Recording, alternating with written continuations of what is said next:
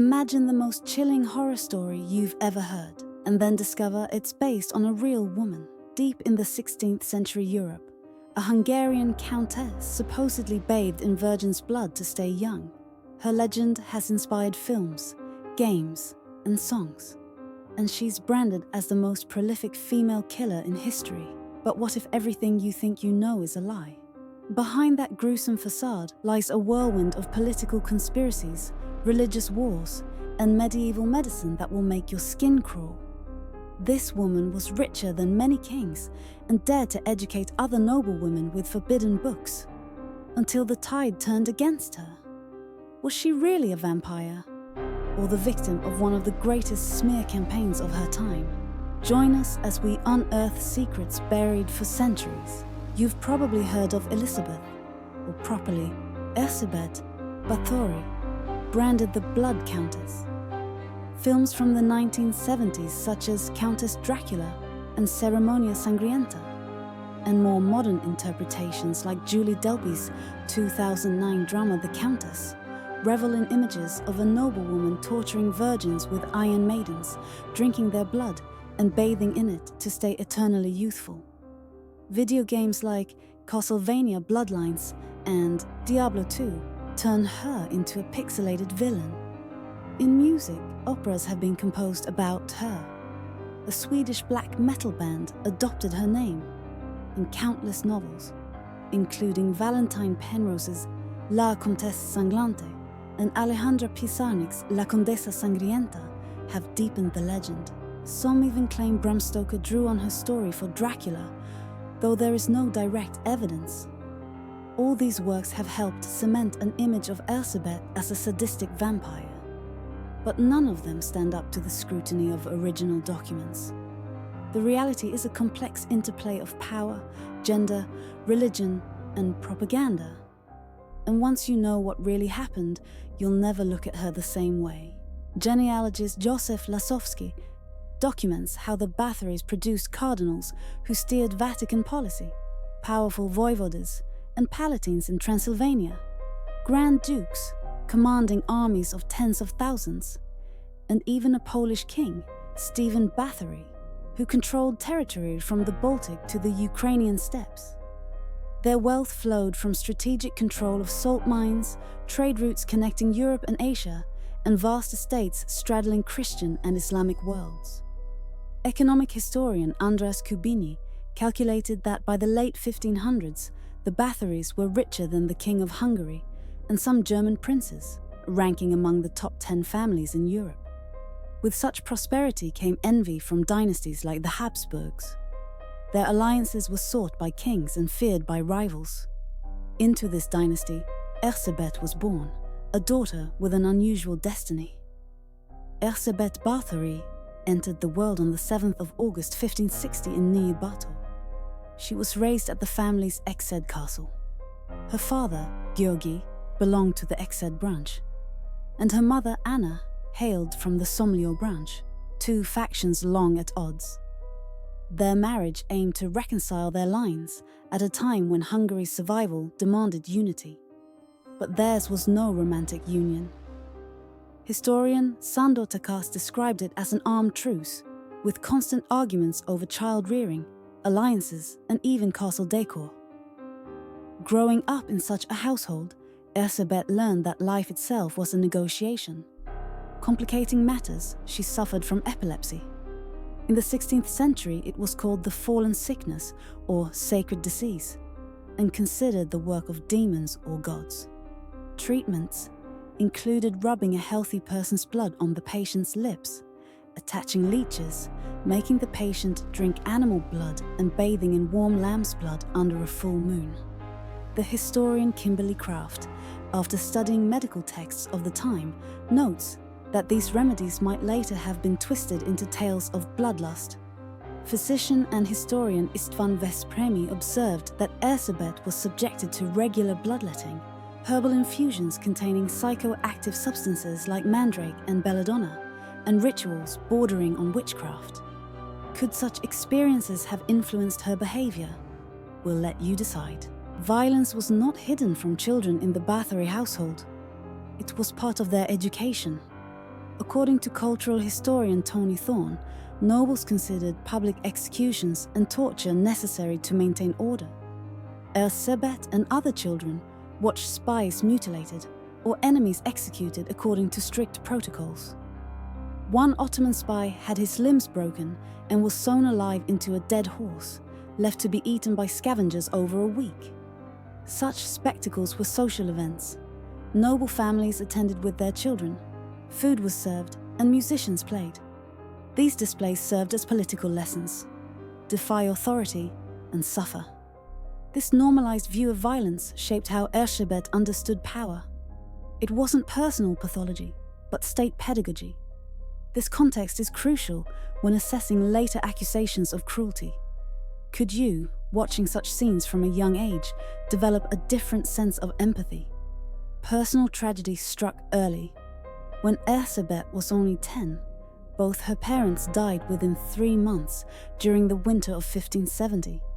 Records suggest slow poisoning by arsenic, a common weapon in the political intrigues of the day. Her father was said to have died from a mysterious fever, undiagnosed by court physicians.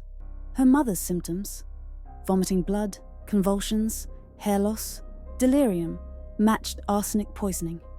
Orphaned Erzsébet became a valuable pawn. Guardians viewed her not as a child, but as a political asset to be married off strategically.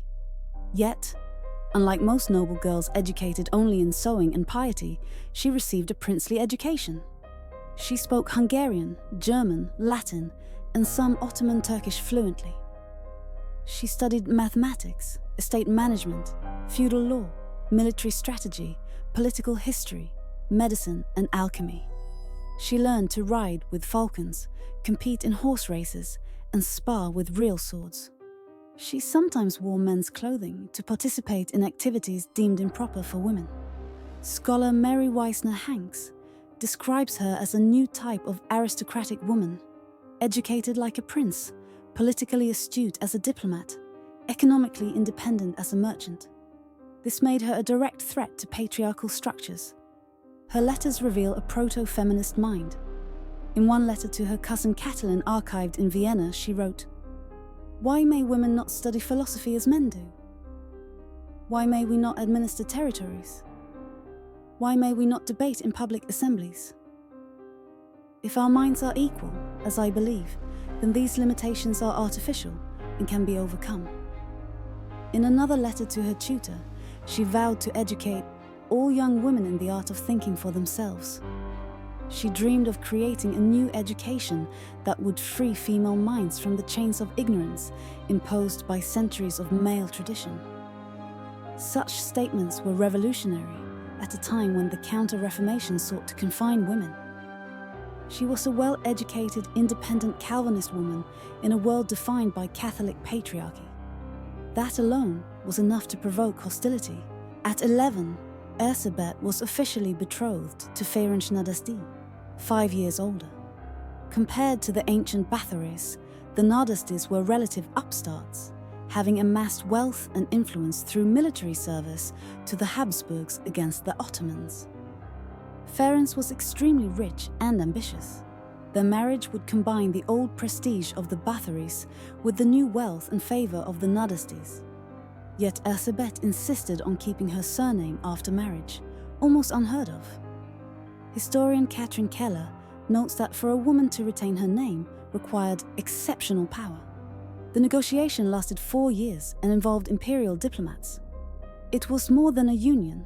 It was a geopolitical alliance that could alter Central Europe's balance of power. Their wedding in May 1575 was a spectacle of power. 4,500 guests attended, including envoys of Emperor Maximilian II and his heir Rudolf. Tournaments featured knights from across Europe. Theatre was performed in multiple languages. Banquets served dishes from Spain to Poland, and there were military displays with captured janissaries. Economic historian Istvan Toth calculates the cost at the modern equivalent of 15 to 20 million euros. This was an investment in prestige. But behind the splendor, how would these two strong personalities coexist? Ferenc proved to be both a brilliant commander and a ruthless practitioner of psychological warfare. He earned the nickname the Black Knight of Hungary for his daring against the Ottomans and his innovative cruelty. Chronicles describe slow impalements, expert flaying, and mutilations designed to inspire terror. But this was not personal sadism, it was calculated. Ferenc studied Ottoman psychological tactics and perfected them, believing that cruelty discouraged resistance. His cruelty parallels that of another regional figure sometimes associated with the Báthory legend, Vlad III of Wallachia, known as Vlad the Impaler, or Dracula, who used extreme violence to maintain order. Ferenc taught Erzsébet that fear was a more effective tool of governance than affection. Occasional spectacular cruelty prevents future rebellion, he purportedly told her. With Ferenc away for months or years at war, leaving Erzsébet to manage their empire, she was more than prepared. But how did she apply those lessons? During Ferenc's absences, Erzsébet oversaw 17 castles, dozens of villages, and thousands of tenants. She commanded armies, negotiated with diplomats, managed finances, dispensed justice, maintained trade, and supervised agriculture. Many men would have faltered. She thrived. Their first child, Anna, was not born until around 1585, 10 years after the wedding, possibly due to his long absences. They later had daughters Orsolia and Catelyn, and son Paul in 1598, when she was 38. As the wars with the Ottomans escalated, the 15 Years' War lasted from 1593 to 1606. Ferenc spent more time in battle. He returned home ill in 1603, suffering intermittent fevers, delirium, weight loss, and mental deterioration, classic signs of slow arsenic poisoning. He died on the 4th of January 1604, aged 48, not on the battlefield but at Sarvar. This mirrored the fates of his father-in-law and mother-in-law. Was he another victim of the deadly politics of the time? His death left Erzsébet a powerful widow with immense wealth and a network of castles along the Habsburg-Ottoman frontier. By then, she controlled strategic forts like Scheide, vast agricultural lands, commercial routes between Vienna and Transylvania, productive mines, textile workshops, and large herds of livestock. Historian Laszlo Mackay estimates that she controlled about 0.25% of Europe's wealth, placing her among the 10 richest individuals on the continent. Her fortresses could determine the outcome of future wars between the Habsburgs and the Ottomans. She was more than a landowner. She was a geopolitical player. In this context, Ferenc's decision to entrust her and their children to György Thurzó in his will would prove fateful. Thurzó belonged to one of Hungary's most powerful northern houses, and later became Palatine. Second only to the king, Ferenc's choice inadvertently placed his widow in the hands of a rival with political ambitions that clashed with hers. Could this have been the first step towards her downfall?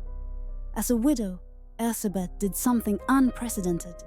She established a formal academy for young women of noble birth at Scheide. Officially, these girls came to learn court etiquette, social graces, and domestic skills necessary to make advantageous marriages. But historian Anushka Bailey discovered evidence that this gymnasium was something far more radical. Inventories of her personal library included banned works by Protestant reformers John Calvin, Martin Luther, and Philip Melanchthon, classical writings about resisting tyranny, and contemporary treatises on women's education and the intellectual equality of the sexes. Bailey argues that the students learned advanced Latin, financial mathematics, accounting, basic law, political strategy, and, most threatening of all, to read and analyze critically prohibited Protestant texts. In effect, Erzsébet Báthory created the first women's university in Central Europe. In a period when educating women beyond embroidery and piety was seen as dangerous to the social order, and owning Protestant books was punishable by death, her project was incendiary. She was nurturing a network of educated women capable of challenging patriarchal authority. Is it a coincidence that rumors about missing girls began soon after? By 1609, whispers reached King Matthias II. Young noblewomen who attended the Chete Academy had died under suspicious circumstances. While the deaths of peasant maids rarely attracted attention, the demise of daughters from minor nobility was different. Families demanded answers. Matthias II, a Habsburg, determined to re-Catholicize Hungary, ordered an investigation in March 1610. He appointed György Thurzó, Erzsébet's legal guardian, as chief investigator. Historians have identified multiple political motivations behind this choice. First, Thurzó's son Imre aspired to be Prince of Transylvania and saw Pál Nadasdy, Erzsébet's son, as a rival. Second, the crown owed Erzsébet enormous sums, around 17,000 Hungarian florins, equivalent to 8 to 12 million euros today, for her family's support in wars. Eliminating her could erase the debt. Third, as a Calvinist and educator of women, she was an obstacle to Habsburg plans to enforce Catholicism. Fourth, her frontier castles were essential to any military strategy. Transferring them to loyal Catholic nobles would strengthen the Habsburgs. Historian R.J.W. Evans notes that removing Erzsébet was a priority in the Habsburg re-Catholicization strategy. Meanwhile, Thurzó had already attempted to assassinate another relative of Erzsébet, Gábor Báthory, Prince of Transylvania. This illustrates his willingness to eliminate Báthorys to advance his family. On the night of 29 December 1610, Thurzó and his men burst into Chete Castle. They claimed to have caught Erzsébet red-handed, finding the corpse of a girl, another near death, and several wounded and imprisoned. They placed her under house arrest and detained 4 servants: Ilona Zsó, Dorothea Semtes, János Ujvari, and Katarina Benica. The investigation, though nominally directed by royal notary András Keresztúri, was effectively controlled by Thurzó's agents. They collected 52 witness statements that curiously repeated the same gruesome details almost word for word. Lawyer Kimberly Craft's research reveals egregious legal irregularities. Of 289 testimonies, over 250 were based entirely on rumors and hearsay. None of the key witnesses claimed to have personally witnessed the alleged crimes. 35 of the 52 main witnesses were indebted to Thurzó, worked on his lands, or had pending disputes with Erzsébet. Despite her status, Erzsébet was never granted a formal trial. Her 4 servants were tortured until they confessed exactly what was expected: that Erzsébet had ordered the murders. Their confessions, astonishingly uniform, suggest they were dictated under extreme duress. They were executed shortly thereafter. Ilona and Dorothea were burned alive after their fingers were amputated. János was tortured with hot irons and then beheaded. Katarina was sentenced to life imprisonment in conditions designed to cause slow starvation. These swift executions prevented any of them from later recanting or testifying in her favor. Erzsébet herself was confined for life without trial. Some accounts claim she was bricked into a room without windows, fed through a small hole. Others suggest she had limited freedom within the castle and could receive visits from her children. Either way, she disappeared from public view. Thurzó argued that a public trial of such a high-ranking noblewoman would scandalize the kingdom and cause political instability. By avoiding a trial, he could redistribute her lands quietly. Many of her estates were given to his allies. Others were held by her relatives, who may have known about the impending arrest and benefited from the arrangement. The crown's debt was erased. It was a clean political solution, if one ignored justice. Meanwhile, the Chete castle, once a symbol of her power, was burned during the early 18th century. War of Independence against the Habsburgs, and later demolished by imperial mercenaries. Today, its ruins bear silent witness to the events that transpired there.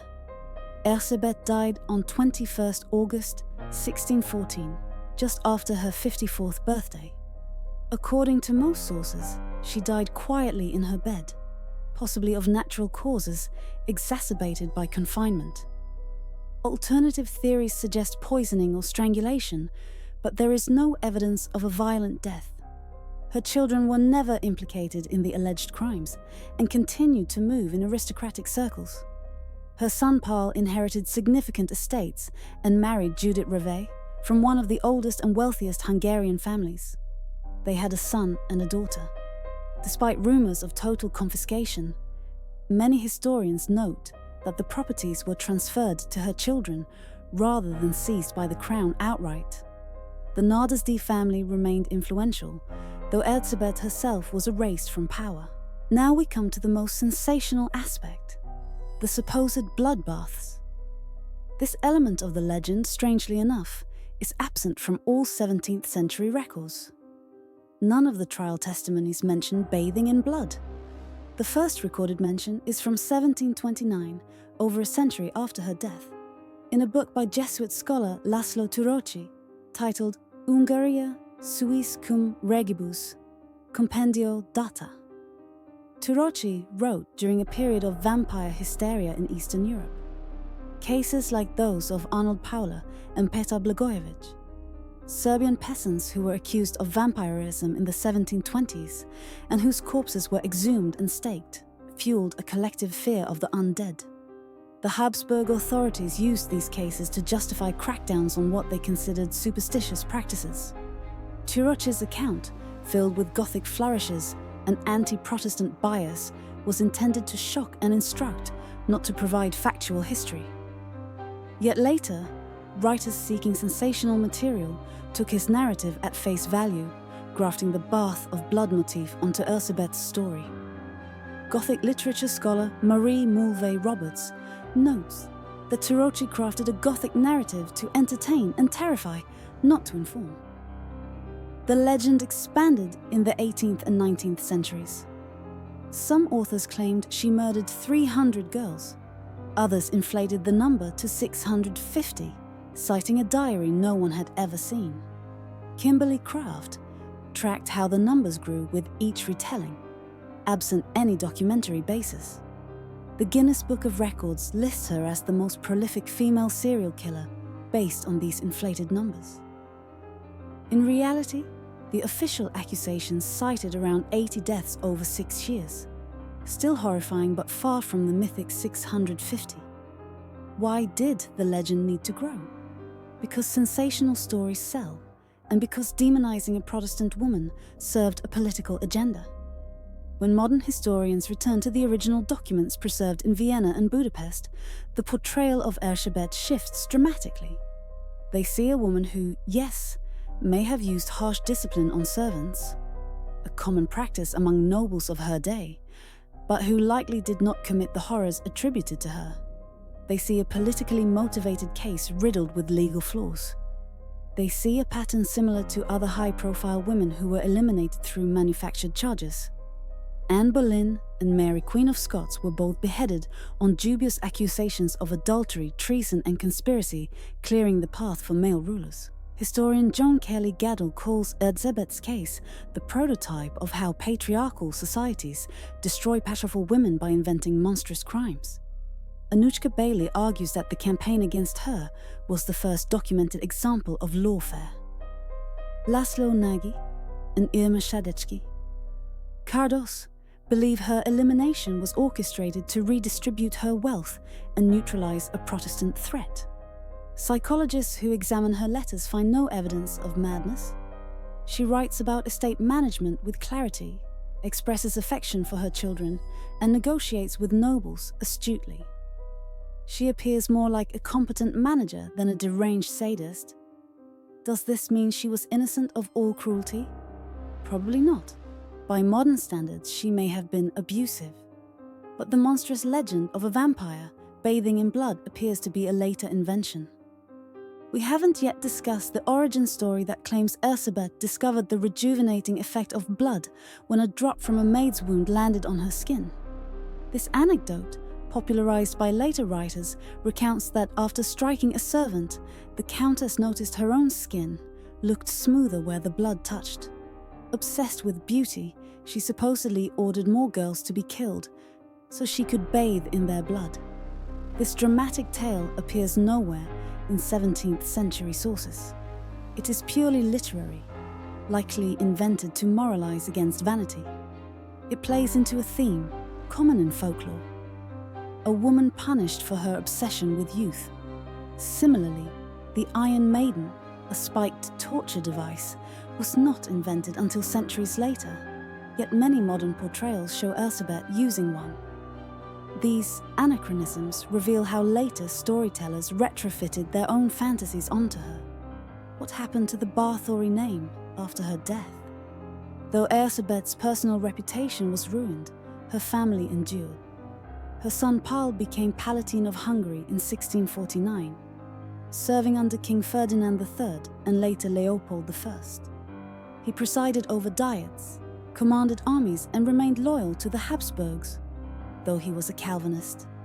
His son Ferenc II, Nardasti, became involved in the Magnate conspiracy against the Habsburgs and was executed in 1671, showing how the family continued to play high-stakes politics. The properties inherited from Elisabeth were thus entangled in further conflicts.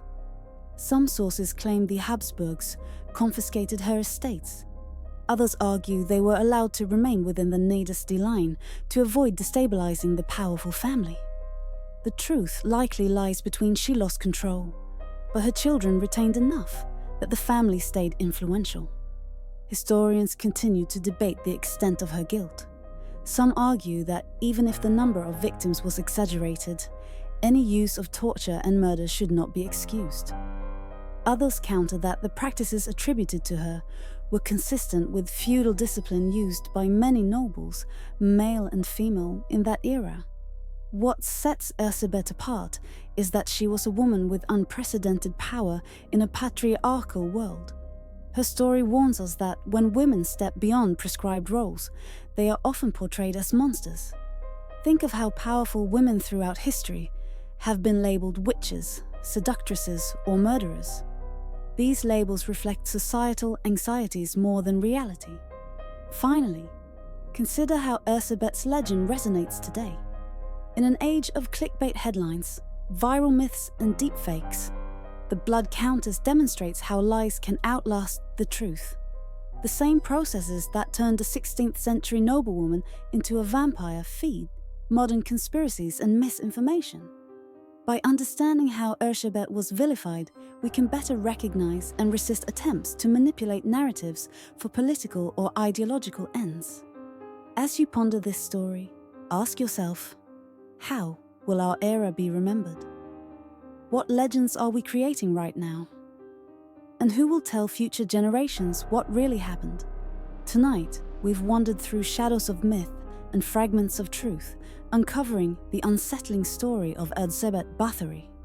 Her legacy remains tangled between legend and reality, and perhaps that's where its power lies. I'd love to hear your thoughts and theories in the comments below. And if these hidden echoes of history speak to you, remember to subscribe, because here, the past is never silent, and its mysteries are waiting to be heard.